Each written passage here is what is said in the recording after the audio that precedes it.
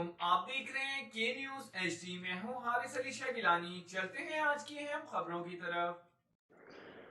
रुक करेंगे रेनाला खुर्द का, जहां से रिपोर्ट कर रहे हैं हमारे नुमाइंदे सज्जाद लखवी।